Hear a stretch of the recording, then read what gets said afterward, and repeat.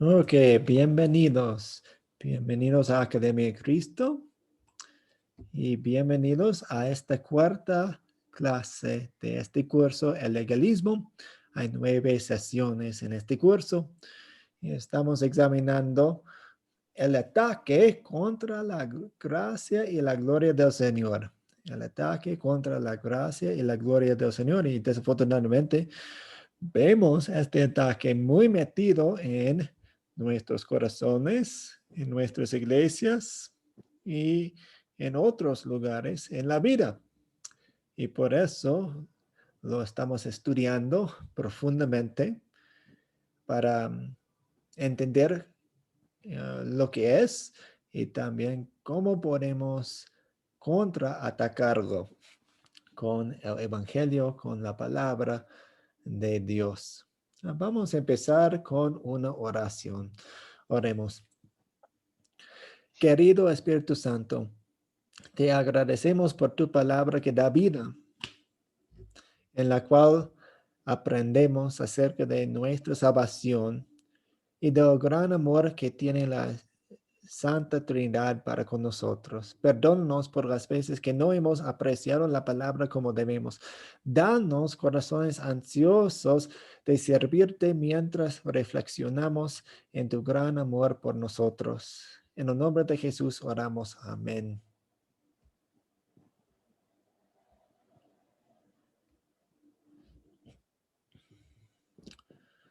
Algunas personas están entrando en este momento. Voy a dejarles entrar. Bienvenidos a los que están llegando en este momento. Bienvenidos. Bienvenidos. Seguimos. Ya que somos muchas personas, favor de desactivar sus micrófonos cuando no están hablando. Y también llegando, preparando, respetando la hora a todos los profesores y a todos los estudiantes y en el grupo de WhatsApp queremos mostrar respeto en todo momento. Porque queremos un ambiente en el que podemos estudiar bien y conversar acerca de temas muy importantes. Buenas noches con todos. Bendiciones. Vamos a continuar.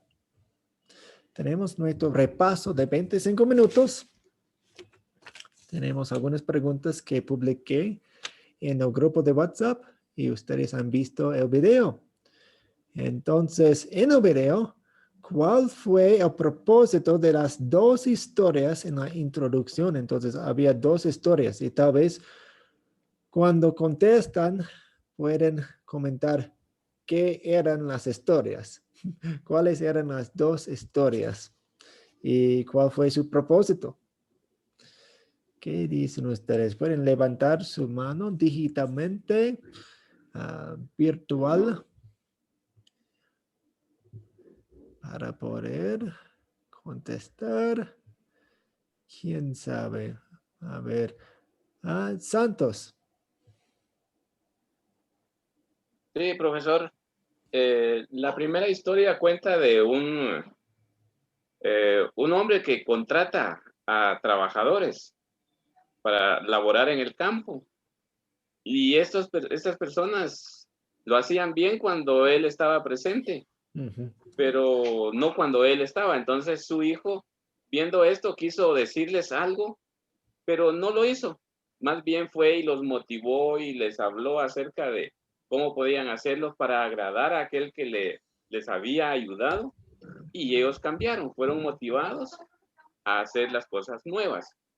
Entonces, en esta primera video vemos cómo es que las personas podemos ser motivadas cuando el Evangelio nos vino a nosotros a través de Jesucristo, a través de Jesús, el Hijo, y entonces ya hacemos aquello por agradecimiento, ya no lo hacemos por agradar simplemente, ni por obligación como sucede en la otra historia, ¿verdad?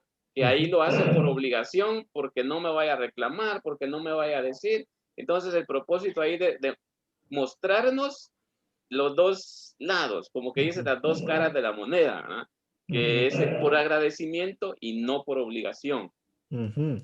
Muy bien, bien explicada. ¿Y cuál fue la segunda historia?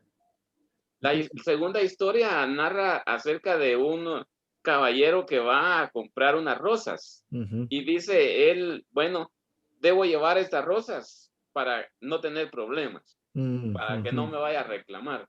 Entonces se las voy a llevar y él se sentía comprometido. Sé que esto es lo que ella quisiera que yo le lleve, pero nace de mi corazón hacerlo, ¿verdad? Eso Ujú. es lo que vi en él. Sí, muy bien, bien explicada. Y siempre queremos hacer hincapié en el hecho que queremos hacer buenas obras de gratitud. Gratitud es una palabra clave en esta conversación de hoy. A Pablo Hugo, adelante. Sí, profesor. A mí, cuando vi la primera historia, lo primero que se me refleja es el hombre contratando a la gente, es a Dios viéndonos a nosotros y que Él se pone mal porque nosotros no lo seguimos o lo seguimos cuando Él nos mira. Entonces, manda a su hijo para que nos diga a nosotros, mi papá es bueno, hace todo por ustedes, pero ustedes no lo sigan. Por favor, síganlo, que él los va a recompensar. Eso es lo que se me presentó al ver el video. Ok, entonces vemos algunos paralelos en la historia con algunas historias bíblicas que tenemos. Emilio García, adelante. También pude ver en estos dos ejemplos, nos está enseñando que todo lo que hagamos nosotros lo hagamos por amor, más no por una obligación, como lo dice en los dos ejemplos, ¿no? Igualmente en Colosenses 3:23 nos dice que todo lo que hagáis, hacerlo de corazón como para el Señor y no para los hombres. Entonces, en cada cosa que yo haga, si yo soy una persona que cree en Él, lo voy a hacer con amor, porque de lo que Él me enseña a mí, estoy dando. Y lo que Él nos enseñó es básicamente todo lo que hagamos, las cosas que hagamos, que lo sea como sea para Él mismo, como para Dios, pero en este caso en representación a los prójimos, a las Ujú, personas. ujú. Muchas gracias. Gracias por amor. Eso es clave también. Yuri, Hola, buenas noches, pastor. buenas noches. Mire, lo que vi en la historia, primero nos muestra que ocurre cuando tenemos pensamientos legalistas, donde provocan desinterés, falta de agradecimiento, poco compromiso, hacer por hacer en forma obligada. Ujú, ujú. Sí, excelente. Muy bien.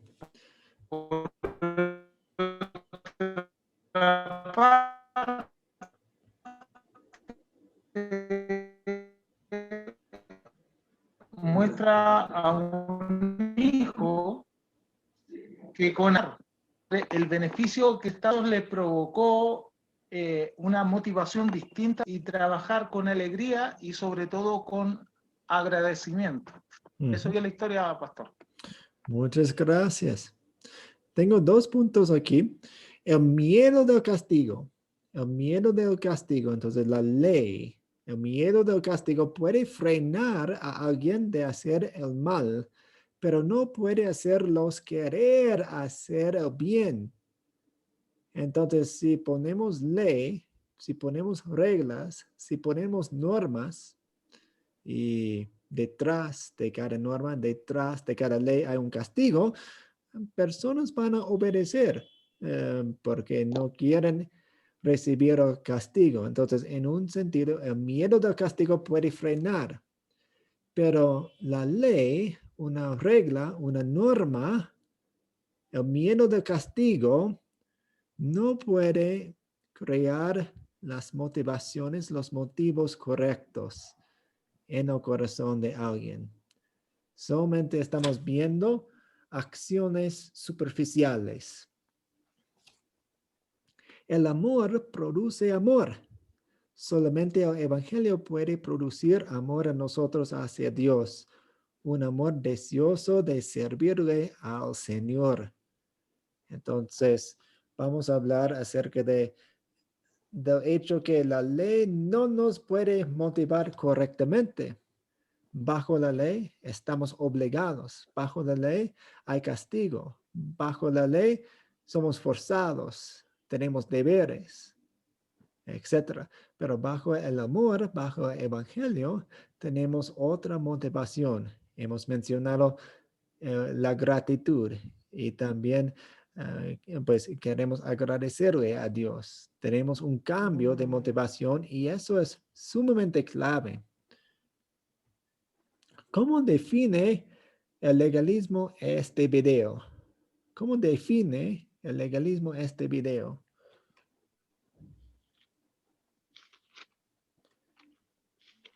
Teresa. Pastor, aquí nos lo define como las reglas que dominan en las iglesias legalistas.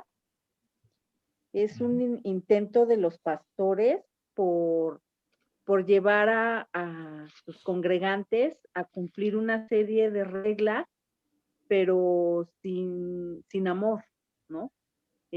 Por lo que acaba usted de decir, de que por ese miedo, por ese temor a que no se cumplan esas reglas, pues entonces vamos a ser castigados. Gracias. Rosa.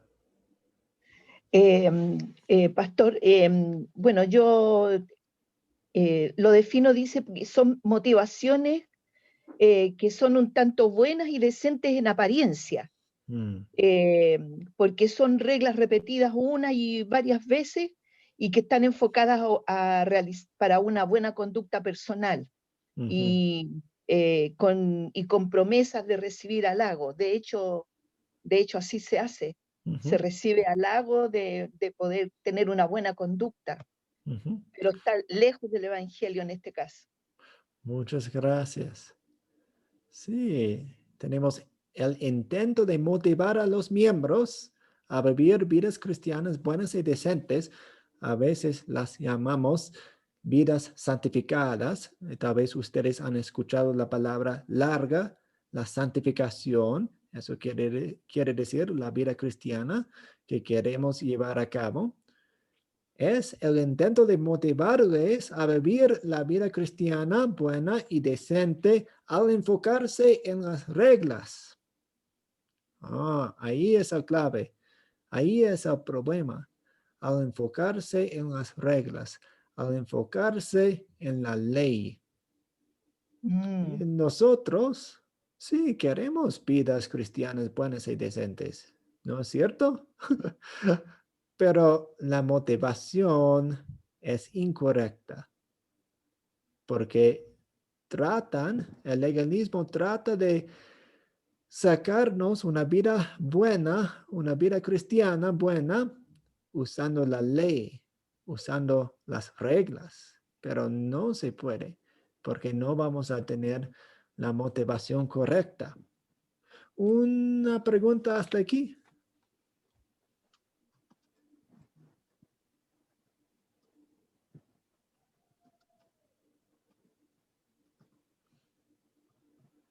Ok, si no, continuamos. ¿Cómo se ve el legalismo puesto en práctica?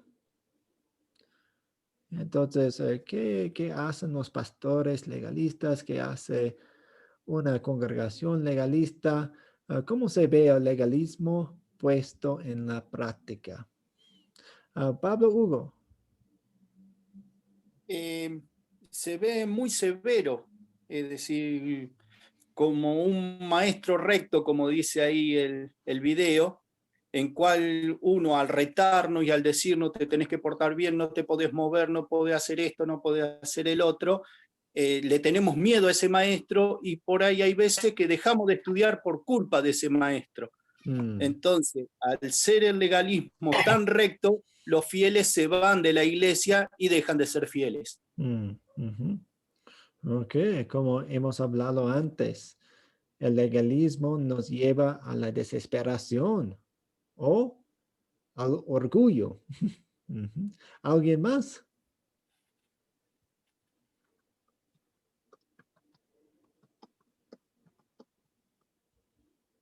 Puedo. Sí, adelante, Pablo. Es que yo miraba, por ejemplo, yo he estado en algunas congregaciones y los pastores se dedican más a señalar los errores. Que no hagas esto por tal cosa, que no hagas esto. A Dios que hay que ser fiel en tal cosa. Que entonces te manejan con la ley sometido y no te dan cabida a decir, hombre, no es la ley la que estamos viviendo, es el evangelio de Cristo, es el perdón, el amor. De gracia recibiste, de gracia da. Pero no, es que tenés que ir cumplidamente. Si no salís un día a predicar por X o Y motivo, entonces ya estás mal. Estás fallándole a Dios. No estás cumpliendo con Dios. Entonces vos tenés que guardar esto, hacer esto, lo que yo te mando. Eso es lo que pasa muchas veces y eso nos hace que muchas veces nos sintamos y ahí no estamos cumpliendo. Estamos fallando. Sí, sí. Se enfocan más en nuestras obras que en las obras de Dios. ¿Alguien más?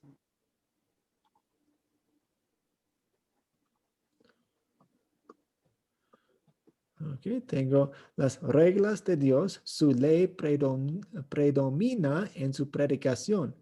Entonces, escuchamos las prédicas, escuchamos los sermones y son pura ley. De hecho, una vez fui a una congregación y no hablaba acerca de Jesús, no hablaba acerca del perdón de Dios, no hablaba del amor de Dios. Todo el sermón se trató de la ley de Dios. En ese caso se trató del matrimonio. ¿Y qué tenemos que hacer en un matrimonio para tener una relación feliz con nuestra pareja? Entonces, se enfocan en la ley. La ley predomina en su predicación. Otro indicio es, les dice a los miembros lo que deben hacer para ser considerados verdaderos cristianos y lo que deben de hacer mejor. Entonces, ustedes no están cumpliendo, entonces tienen que hacer esto. Aquí hay 5 puntos para llevar a cabo una vida cristiana mejor. William. Buenas noches. En algunas ocasiones los pastores se vuelven dictadores, ¿sí? Y como si tuvieran un gobierno dictatorial. Además de eso, le dicen a congregaciones que no se sujetan a los pastores, porque no cumplen lo que yo les digo, porque no hacen lo que yo les digo. Entonces, se vuelven ya prácticamente legalistas.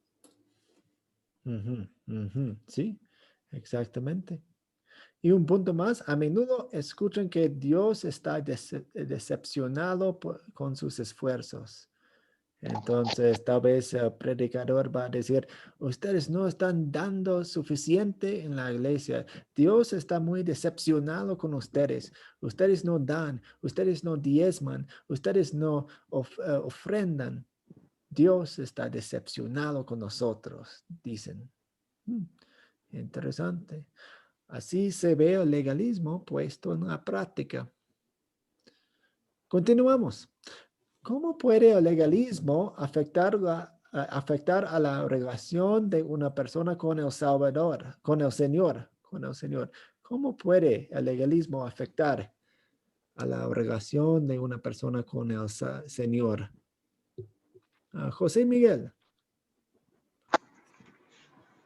Buenas noches, pastor. Pienso que puede afectar en el sentido de que la persona cumple por obligación y no por gratitud al Señor. Entonces es una motivación incorrecta. ¿Alguien más? ¿Y qué pasa? Sí, adelante. Sí, yo creo que cuando nosotros nos convertimos en legalistas, estamos quitándole la gloria a Dios, porque creemos que nosotros estamos haciendo para lograr nuestra salvación cuando ya Cristo lo hizo en la cruz.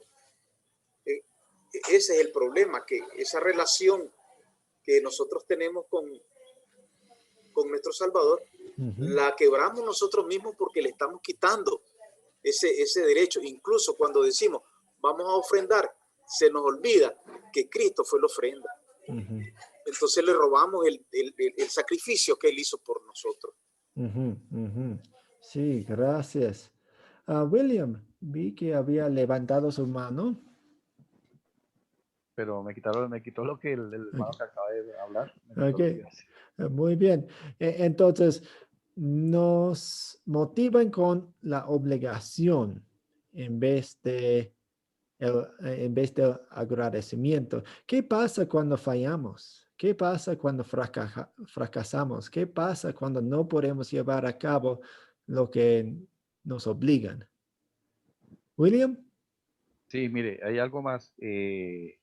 Cuando las personas o los pastores comienzan con su legalismo, hacen que la persona se aleje de Dios, se retira de la iglesia y definitivamente dice, no, Dios es muy exigente, yo no puedo con lo que me están pidiendo, yo realmente no, esa religión a mí no me sirve. ¿Sí? Muchas veces sucede eso. Sí, muy bien. Es un tipo, Emilio. Muchas de las veces se ha visto que cuando las personas fallan dentro de una iglesia legalista, el pastor, en vez de restaurarlos como debería ser lo correcto, más bien lo hace a un lado y se pone como un juez ante esa persona. Entonces yo creo que el legalismo también opaca esa parte donde el cristiano debería de ser restaurado cuando comete un error. Sí, sí, muy bien. Entonces hay una falta de perdón en esas iglesias. José Miguel. Bueno, pastor, yo quisiera agregar por lo menos que casi siempre vemos el legalismo en los pastores, pero porque veo que se nombra mucho el pastor, pero a veces en nuestra vida diaria también pueden haber cosas legalistas dentro de nuestras propias conductas, pues como creyentes.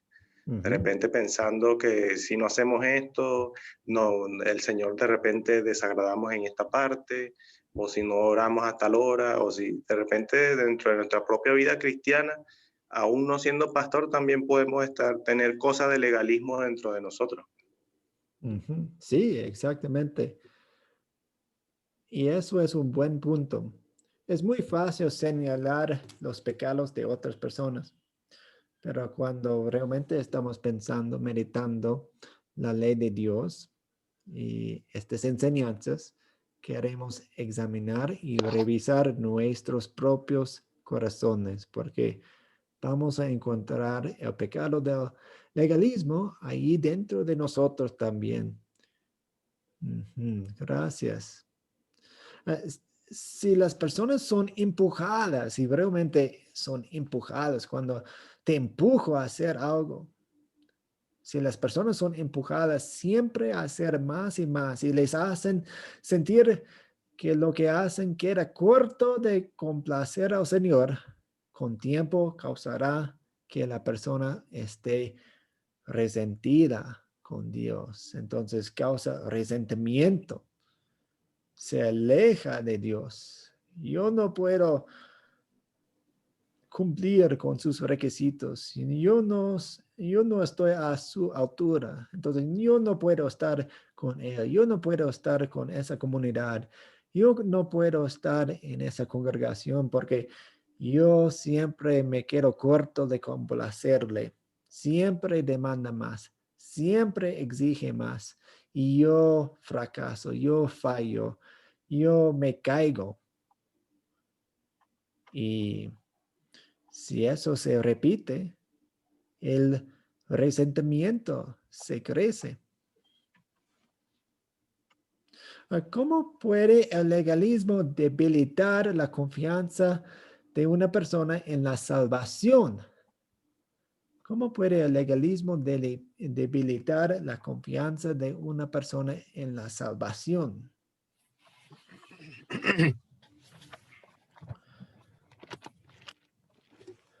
Santos. Puede causarle duda al no poder cumplir perfectamente todas las reglas, todas las normas, puede causarle duda respecto de si es salvo o no. Y esto ya le va a crear un conflicto en si continúa o no sirviéndole al Señor, ¿verdad? Sí, sí, exactamente. Dios quiere que tengamos certeza en nuestra salvación. Dios quiere que sepamos en su Biblia que somos salvos. No es orgullo saber que somos salvos. Yo soy salvo. Yo iré al cielo cuando me muera. No es orgullo porque mi confianza descansa en Cristo. Está en Jesús. Muy bien. Si un miembro siente que lo que hace no es suficiente, podría empezar a pensar, ¿puedo estar seguro de mi salvación cuando quedo corto de lo que Dios me espera? Sí. Los susurros de las dudas vienen directamente de nuestro corazón y del diablo. El diablo le tentó a Eva a dudar y sigue con las mismas tentaciones hoy en día, tentándonos a dudar las palabras de Dios. Dios nos dice, eres salvo, eres mi hijo, eres perdonado. Y nuestro corazón duda y dice, no, ¿cómo puede ser? Yo no he hecho suficiente. Y Dios nos dice, no tienes que hacer nada. Yo he hecho todo, 100% por ti. Y nuestro corazón continúa dudando. Y Dios tiene que enviarnos su Espíritu Santo en su palabra, en el bautismo, en la Santa Cena, para crear la fe en nuestro corazón. La fe, la confianza sencilla en las palabras y promesas de Dios. ¿Una pregunta hasta aquí?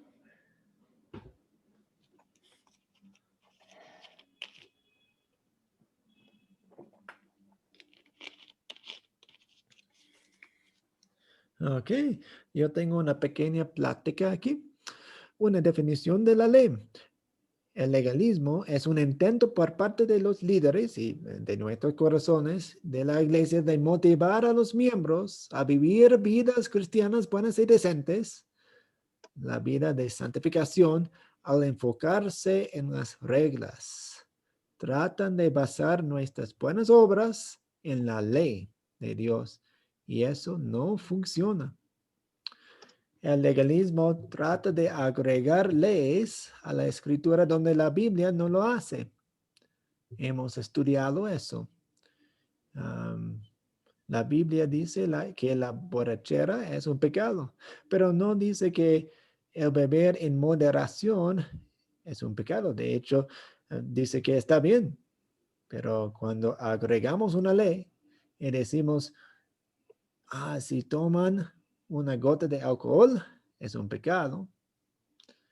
Estamos siguiendo un camino legalista. También el no distinguir entre el uso de algo y el abuso. El abuso no prohíbe el uso. Es un principio que hemos estudiado.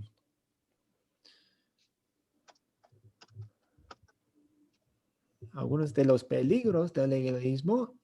La primera, causa resentimiento con Dios. Yo no quiero a Dios. Él exige demasiado de mí. Él demanda demasiado de mí. ¿Para eso me salvo? No. Yo sigo mi camino, decimos cuando estamos resentidos. Número 2. Puede causar que las personas duden de su salvación. Es una mentira que el diablo quiere que creamos. Lleva a las personas a creer que son salvados por lo que hacen. Entonces nosotros mismos nos enfocamos en nuestras buenas obras. Cuando alguien nos pregunta, ¿eres salvo? Decimos, sí. ¿Y por qué? Pues yo hago esto. Yo dejé de fumar. Yo siempre me congrego. Cuidado con eso. Mucho cuidado, peligro. Rojo, un letrero que dice peligro, porque estamos enfocándonos en nosotros mismos. Y eso niega la gracia de Dios. La gracia de Dios dice que Dios ha hecho todo por nosotros en Cristo. Vemos que Dios Padre envió a su Hijo porque nos amó.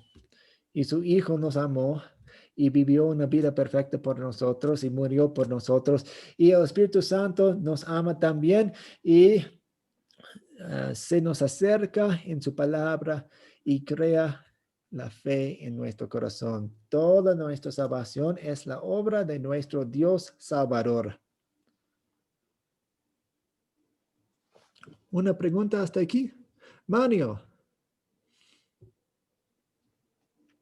Sí, pastor, quería preguntar, como ahorita estamos hablando de que el Señor Jesucristo ya hizo todo por nosotros y ¿cómo se llama?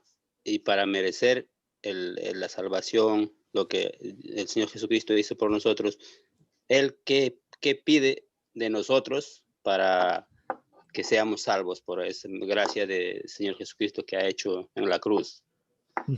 No pide nada de nosotros, no pide nada. Nuestra salvación es gratuita.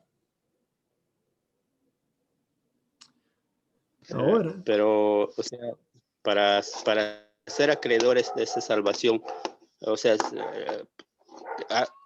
exige algo, el creer de nosotros, o sea, creer, como dice en su palabra, ama a tu Dios con toda tu alma, con toda tu mente, con todo tu corazón, ¿no? Yo creo que eso es lo que uno tiene que hacer para creer. En todo caso, ¿cómo creería una persona que está en el mundo que no sabe la palabra del Evangelio? Sí, buena pregunta. Cuando hablamos de la fe y una persona creyente, un cristiano, necesita la fe para ser salvo, porque la fe nos conecta a los beneficios de Cristo. Los guío a ustedes a la primera de Corintios 12. 12:3 dice, nadie puede decir Jesús es el Señor. Entonces, Jesús es el Señor es una declaración de la fe. Nadie puede decir Jesús es el Señor sino por el Espíritu Santo. Queremos resaltar mucho ese versículo. La primera de Corintios 12:3 dice, nadie puede decir Jesús es el Señor sino por el Espíritu Santo. Entonces, aún la fe, el instrumento que recibe los regalos de Dios, el perdón, la salvación, la vida eterna, la mano que recibe ese regalo de Dios es un regalo de Dios. La fe es un regalo de Dios. La fe es una obra de Dios. La fe es una obra del Espíritu Santo. Entonces, sí, podemos decir, necesitamos la fe para ser salvos, pero hagamos la siguiente pregunta. ¿De dónde viene la fe? La fe viene de Dios, del Espíritu Santo. Es un regalo de Él, es una obra de Él, no de nosotros. Una excelente pregunta, Mario. ¿Eso aclara su pregunta? Sí, pastor, gracias. Muy bien. Veo algunas manos. Abel Beltrán. Sí, profesor. Buenas noches. Sí, es muy común, ¿no? Uno piensa y dice, pero Dios dice en su palabra, amarás a Dios con toda tu fuerza, con todo tu corazón, ¿no? Y eso es la tendencia que uno tiene, ¿no? Al estar dentro de la iglesia. Y eso es lo que sucede, ¿no? dicen, yo amo a Jesucristo, yo amo a Dios, se empieza a llorar, se empieza, digamos, a sentir esa contrición que se llama, ¿no? Puede suceder eso, pero lo ha hecho perfectamente. Ahí está el detalle, ¿no? Yo le amo a Jesucristo, yo le amo a Dios, está bien, pero lo has hecho perfectamente como Dios lo manda. Y en ahí uno se da cuenta, no. Entonces, no, pues Dios no te acepta. No, Dios no recibe ese amor que tú dices. Solamente a través de Jesucristo, a través de la obra del Espíritu Santo, uno puede recién decir, Dios mío, yo te amo. Hay una canción aquí, escuché una canción acá en mi país y dice, con todas mis fuerzas, yo te amo, mi Dios. Por ejemplo, en esta canción, ¿qué es lo que sucede? Yo le estoy amando a Dios. Yo estoy sobre Dios.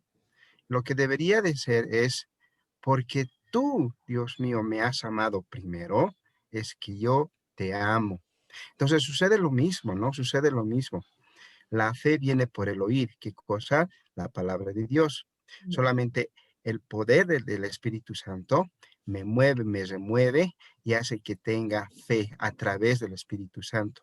Y solamente a través de eso, a través de ese cambio o de darme fe Dios en Jesucristo, puedo amar a Dios con todas mis fuerzas.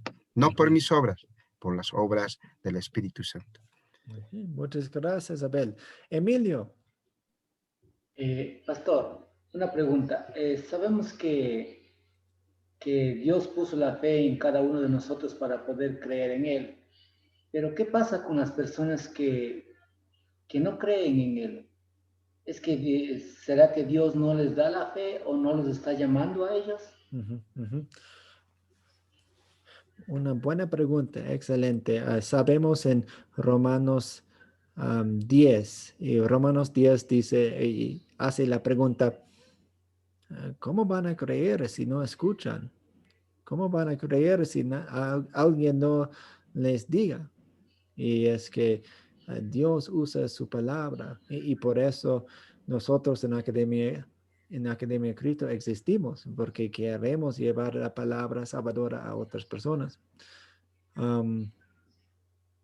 Realmente su pregunta es dos preguntas. La primera pregunta es, ¿por qué personas son salvas? Porque usted y yo creemos, vamos al cielo, somos hijos de Dios. ¿Por qué? Y la respuesta es por la gracia de Dios. La gracia de Dios envió a Jesús. Él envió a personas a hablar con nosotros con la palabra de Dios. Él usó la palabra de Dios para crear la fe en nuestro corazón. Es la respuesta a esa pregunta. La siguiente pregunta, la segunda pregunta es, ¿por qué algunas personas son condenadas? Y la respuesta es que ellos mismos rechazaron. Nosotros también rechazábamos con la misma identidad que las personas quienes son incrédulas. Pero para esa pregunta, ellos rechazaron. Ellos rechazaron. Nos metemos en problemas cuando tratamos de mezclar las dos preguntas en una pregunta. Siempre es dos preguntas. Porque algunas personas son salvas por la gracia de Dios. Porque algunas personas no son salvas por su pecado. Rechazaron. Gracias, pastor. Mario. Sí, pastor, ¿cómo se llama? Yo creo que el problema también está, así como un momento están diciendo que hay personas que no creen, pero hay en las iglesias mucha gente que no cree, pero están motivados a decir, voy a cumplir la ley o esto, aquello, y se hacen un mundo, o sea, por cumplir, no porque, o sea, no creen, o sea, en su mente, en su corazón nadie dice creer, pero tratan de cumplir esto y se crea un mundo en la persona que no cree, pero asiste a las iglesias, pero no creen. Sí, Dios habla acerca de eso. Jesús tiene una parábola sobre la cizaña, la mala hierba que está en el trigo. Entonces, sí, entendemos que en este mundo, en las iglesias visibles, en los edificios, lo que nosotros podemos ver, hay hipócritas. ¿Y qué es una hipócrita? Una hipócrita es una persona que dice, yo soy creyente, pero realmente no lo son. Nosotros, los seres humanos, no podemos ver el corazón. Dios sabe quiénes son los suyos. Yuri. Pastor, en sí la respuesta para mí han sido bien alarmantes porque yo habitualmente no creo en el Señor y no creo porque hay cosas que me alejan, hay cosas que tengo temor y qué sé yo, pero siempre siento una presencia de Él. No tengo muy claro cómo decirlo. Quiero ser lo más verdadero posible en este curso, pero en este curso yo me metí para aprender y estar más con el Señor. Yo habitualmente yo podría decir, el Señor me escogió y yo creo en eso por la poca fe que tengo. Pero yo creo que eso es normal dentro de las personas o yo estoy fuera del reino de Dios. Disculpe la pregunta. Muchas gracias y gracias por su honestidad. Y gracias por meterse en este curso y aprender acerca de Dios y aprender de la Biblia y estar en la palabra de Dios es muy importante. Dios dice que, Jesús dice que no va a apagar la mecha humeante. No depende de la cantidad de fe que tenemos, depende de Dios en el que descansa la fe. Entonces, si queremos más fe, no queremos mirar nuestra fe. Si queremos más fe, miremos a Jesús. Fijemos la mirada en Jesús y no en nosotros mismos. La fe es una cosa interesante. Cuando la miramos, es como si se desaparece. Pero cuando miramos a Jesús, la fe se crece. ¿Eso tiene sentido?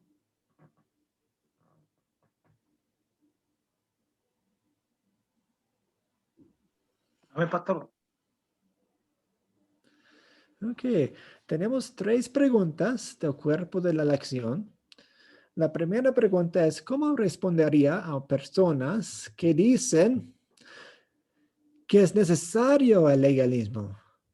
Es necesario el legalismo, que por nuestra naturaleza pecaminosa es necesario decirles a las personas qué hacer. Entonces, necesitamos más ley en las prédicas. Está bien que una prédica esté llena de ley, porque eso es lo que necesitan los pecadores, lo que necesitan las personas por causa de la naturaleza pecaminosa. Necesitamos sermones llenos de la ley, porque somos pecadores y sí, es necesario. José Miguel Arcila. Bueno, si eso fuese tan necesario como dice la pregunta, entonces la muerte de Cristo no valdría de nada, pues. ¿Y cómo es eso? Que si la ley era tan buena en el sentido de la necesidad para una solución al pecado del ser humano, entonces Cristo murió en falso. Ok. O sea, Muy bien. o sea, No es la solución es Cristo. Muy bien. La solución no es más ley, es más Jesús.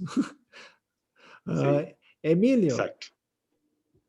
Pastor, podríamos decir que la ley viene siendo como una enfermedad y Jesús viene siendo la cura, porque de hecho necesitamos la enfermedad para obtener la cura, ¿no? En este sentido, si el pastor solamente habla de la ley y definitivamente la ley nadie podía cumplirla, ¿no? Ujú. Y Jesús, como dije, enfatizó bastante eso porque hablaba a los fariseos que decía que ponían cargas a las personas que ni ellos mismos pueden llevar.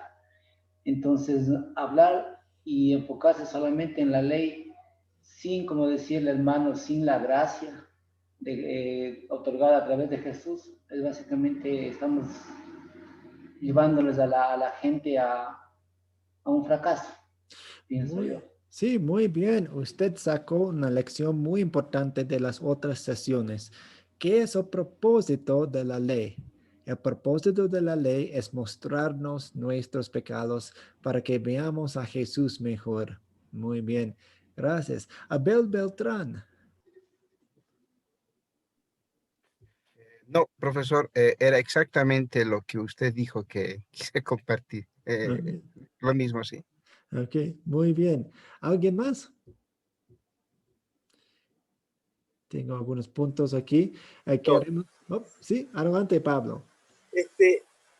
Yo estaba pensando que cuando yo acepté a Jesucristo como mi Salvador, y a medida que voy compenetrándome en la lectura bíblica, yo voy mirando, además de reconocer que era pecador y cuáles eran los puntos claves donde yo fallaba más.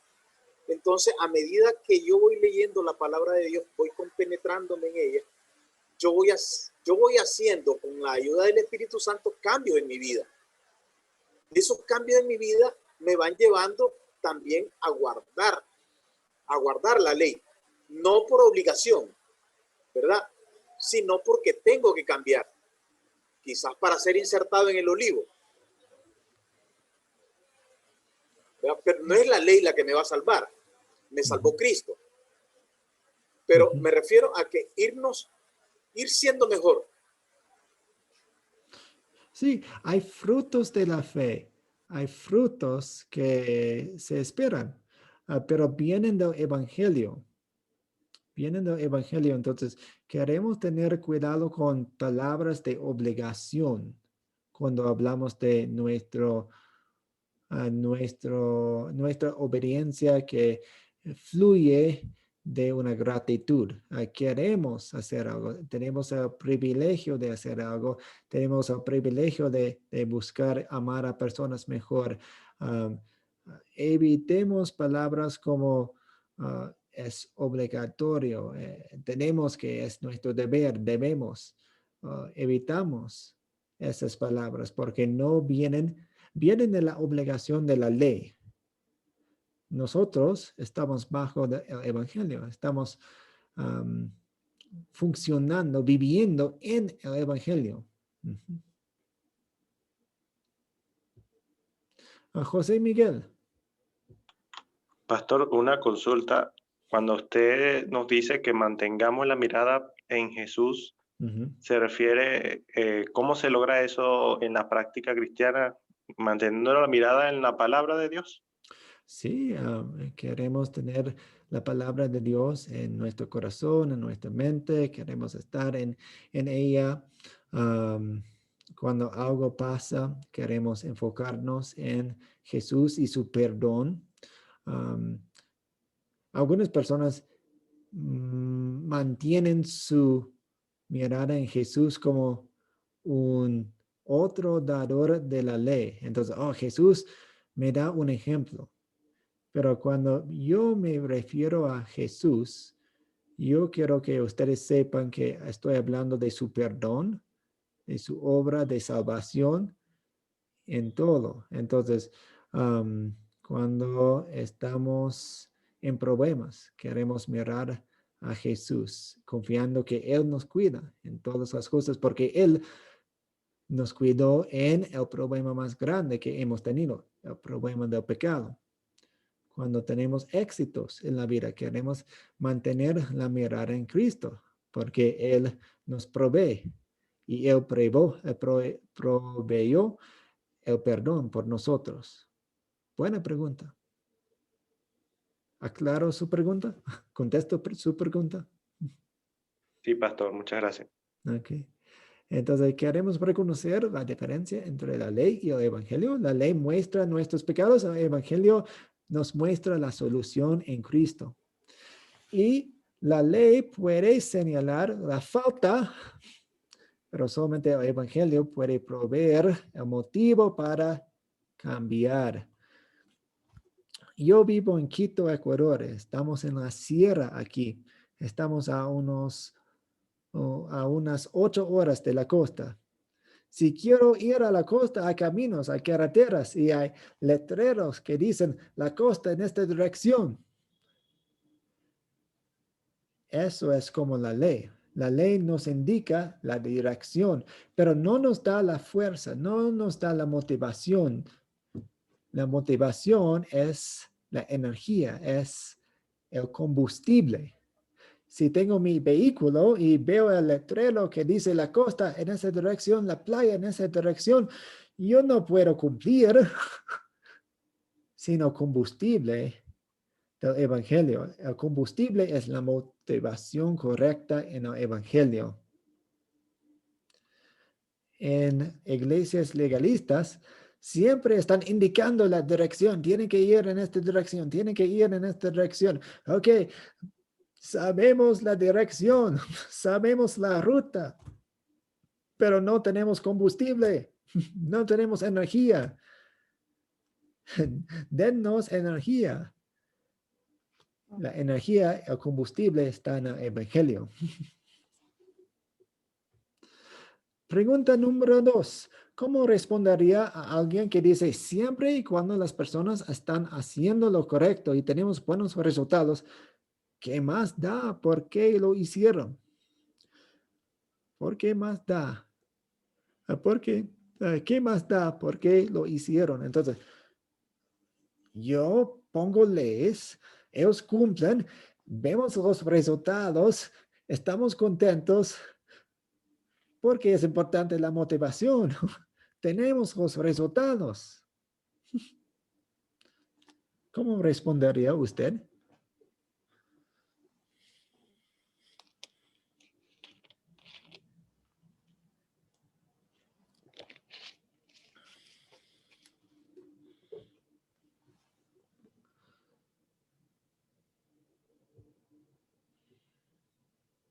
Emilio.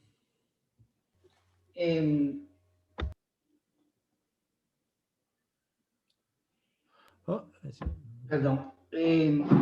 Yo creo que la motivación correcta es lo más importante. Las personas pueden hacer buenas obras sin necesidad de conocer a Dios o sin necesidad de creer en Jesús. Pero si creemos en Jesús y el amor que Él nos ha dado, el amor que Él nos ha enseñado, es nuestra motivación, sería la forma correcta de hacer las cosas. Entonces, yo creo que eso debería ser así, ¿no? Ok, sí, gracias. La motivación es lo más importante porque indica el corazón. Muestra el corazón. ¿Alguien más?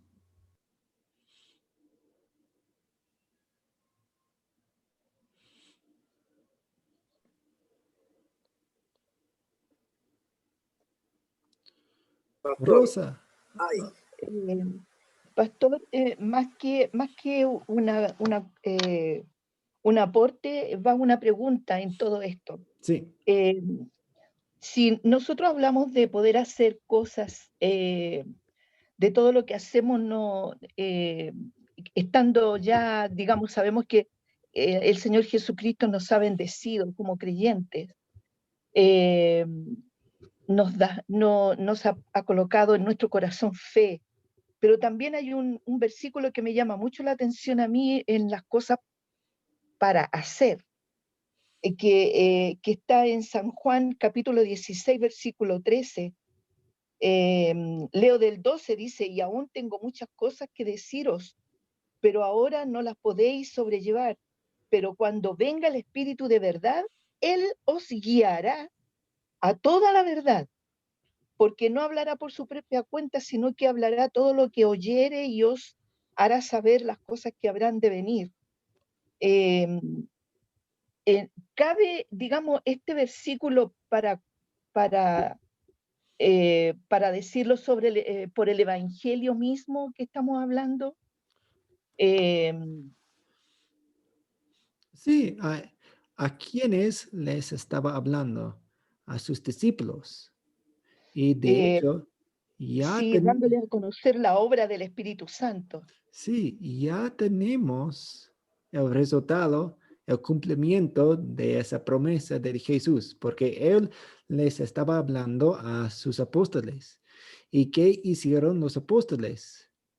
Pues escribieron cartas, escribieron libros, escribieron una profecía de Apocalipsis, y eso consiste en los libros del Nuevo Testamento. Entonces, tenemos el cumplimiento de esa promesa de Jesús en el Nuevo Testamento. Tenemos las palabras de sabiduría, tenemos las palabras de la verdad en la Biblia, en el Nuevo Testamento.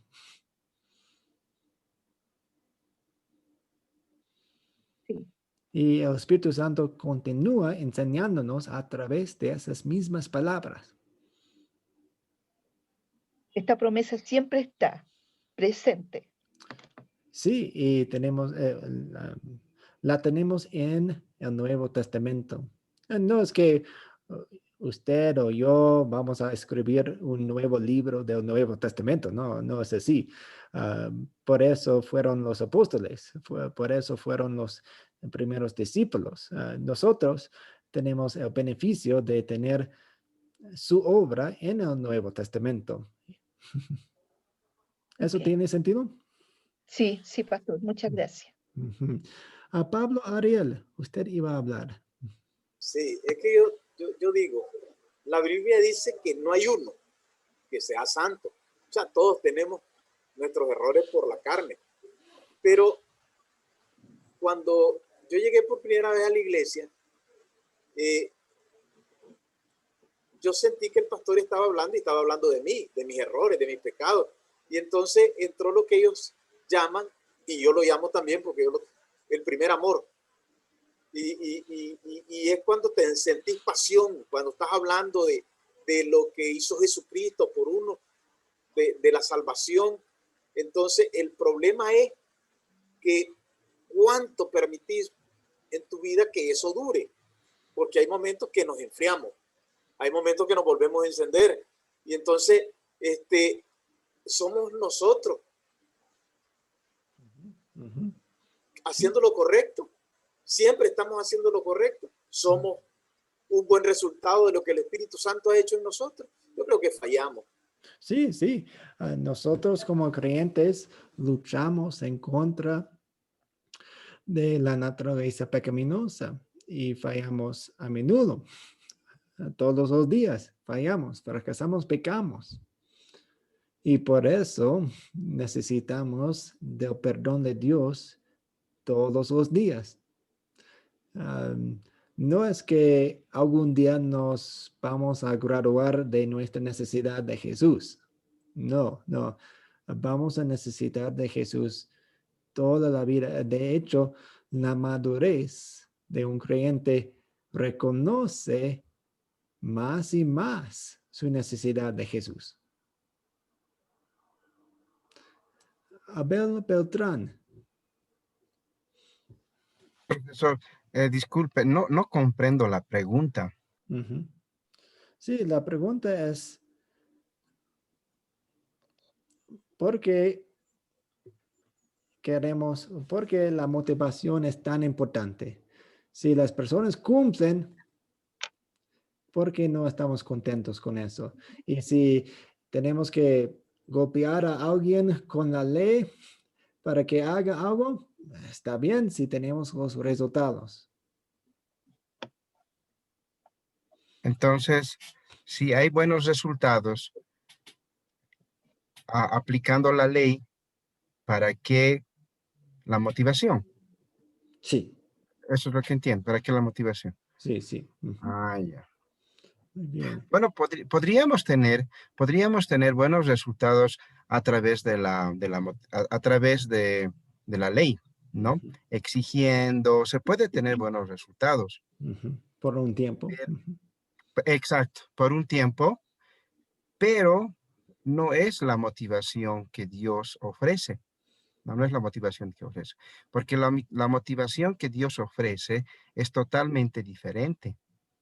No, la motivación que Dios ofrece nos hace ver a Jesucristo y la obra que Él hizo por nosotros, tanto en su vida como en su muerte.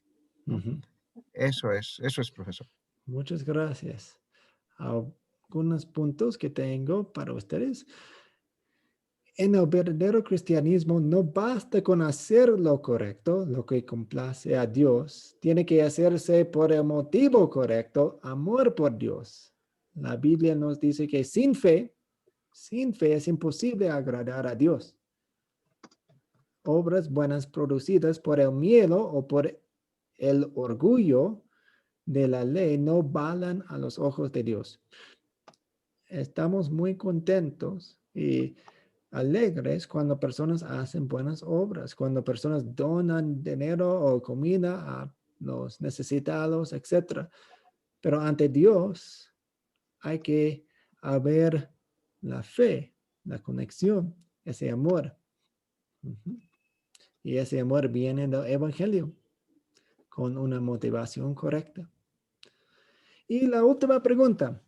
Algunos han dicho que no hay mucha diferencia entre la Iglesia Católica Romana y las iglesias evangélicas, reformadas, pentecostales, en cuanto a las buenas obras. Es decir, la vida de santificación cristiana. ¿Qué dicen ustedes? ¿Hay una diferencia entre la Iglesia Católica Romana y las iglesias evangélicas reformadas en cuanto a las buenas obras? Abel Beltrán. Yo diría, bueno, yo digo y sostengo que son parecidas. Okay. La Iglesia Católica, la Iglesia Católica y la Iglesia Evangélica son parecidas porque ambos trabajan en base a las obras. Okay. ¿Y cómo? A ver, la Iglesia Católica exige que las personas, qué sé yo, a ver, está ahí las penitencias, les dicen que esto está mal, que tienen que hacer la otra cosa, una cosa, otra cosa, ¿no? Y sucede exactamente lo mismo en la iglesia cristiana, evangélica, ¿no? Y es el ejemplo que usted ha dado durante toda la clase, ¿no? Donde les motivan utilizando la ley. Tienes que hacer esto, no tienes que hacer, Dios está enojado. Es prácticamente lo mismo. En este aspecto, la Iglesia Católica Romana, la Iglesia Católica Romana y la Iglesia Evangélica son bien parecidas porque ambos trabajan en base a las obras, ¿no? Vas a ser salvo si haces esto. Okay, muchas gracias, Abel. Emilio. Yo creo que nuevamente volvemos a la motivación. ¿Qué me motiva a mí a hacer buenas obras? En este caso, si hablamos de la iglesia evangélica, sabemos que no es cristocéntrica. Me motivará un santo, me motivará María a hacer las buenas obras, pero dentro de las iglesias reformadas evangélicas, la única motivación debería ser Cristo. Si a mí me motiva a hacer buenas obras, Cristo, yo creo que es todo lo que necesitamos. Entonces, sí hay una diferencia entre lo que es la motivación, la motivación correcta en este caso. Okay. Si me motiva a Cristo, estoy bien. Ok, muy bien, gracias. Yuri, usted había levantado su mano.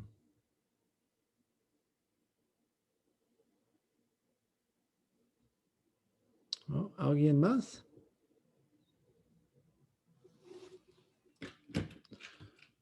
Teresa. Sí, pastor. Yo lo que veo muy grande la diferencia entre las iglesias católica romana y las evangélicas. Las iglesias católicas Sí, hablan pastor. mucho. Mis padres fueron católicos. Un momento, Teresa, siga. Sí. Las iglesias católicas, ay, se me fue el nombre, pero ahí manejan mucho algo que les perdonan los pecados por medio de una cantidad de dinero. Se me fue el nombre ahorita. Yo de niña era católica porque mis padres me llevaban.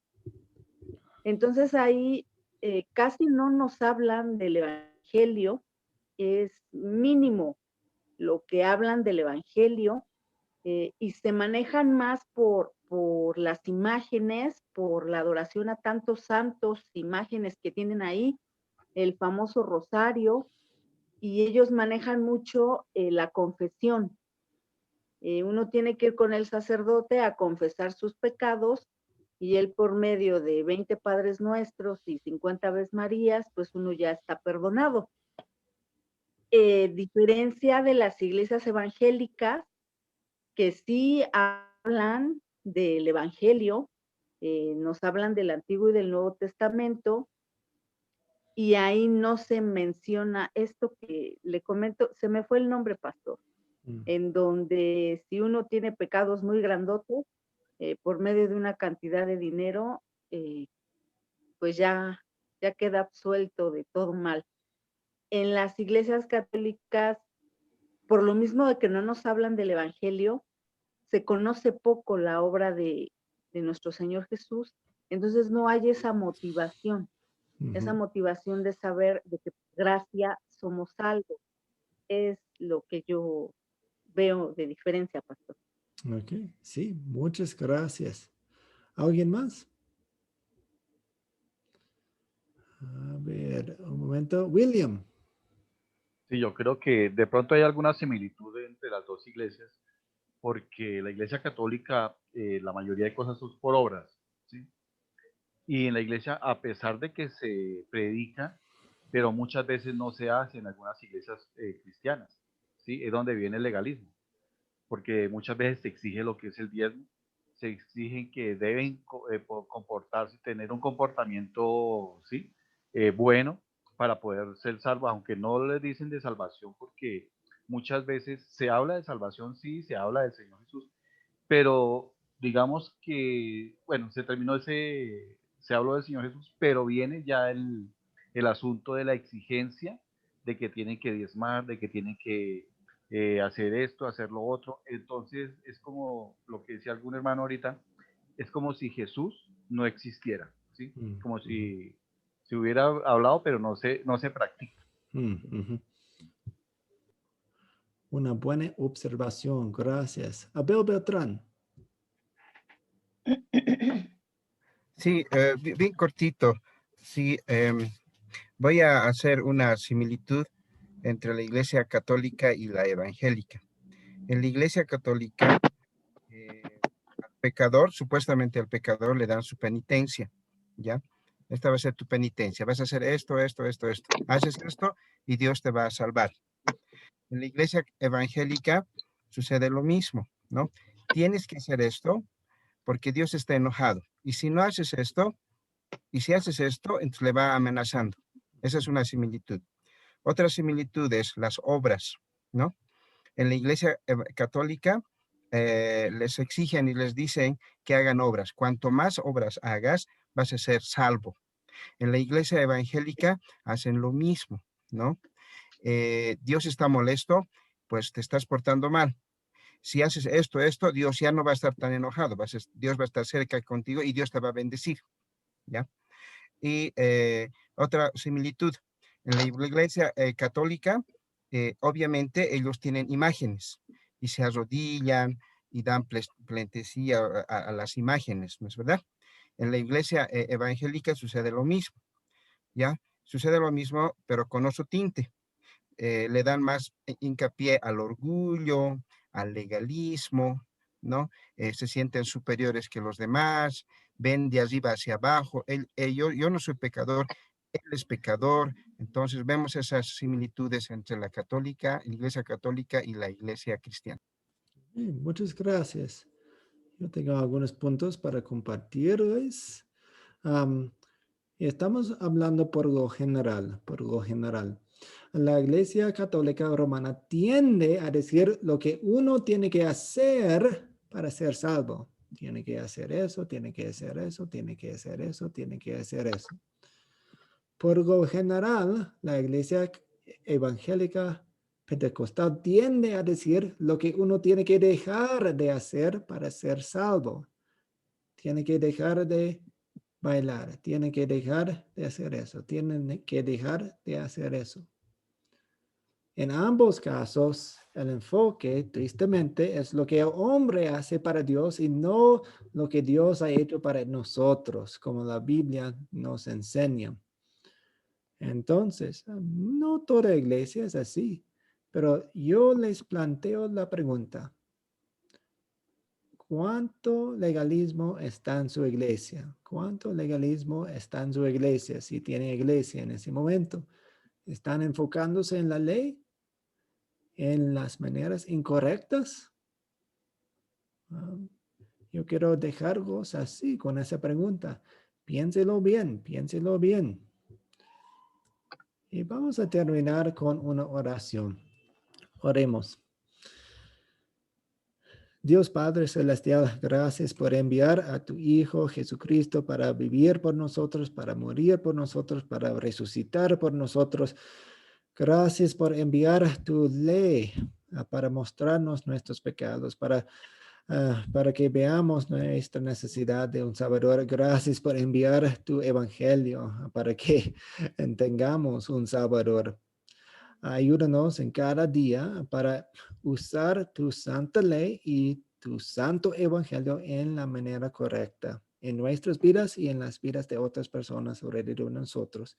Y si encontramos legalismo en nuestra congregación, ayúdanos a mostrarles con amor sus errores y el peligro que hay en ellos. Ayúdanos a enseñar con la Biblia. Ayúdanos a enfocarnos en Jesús y en su obra siempre. En el nombre de Jesús oramos. Amén.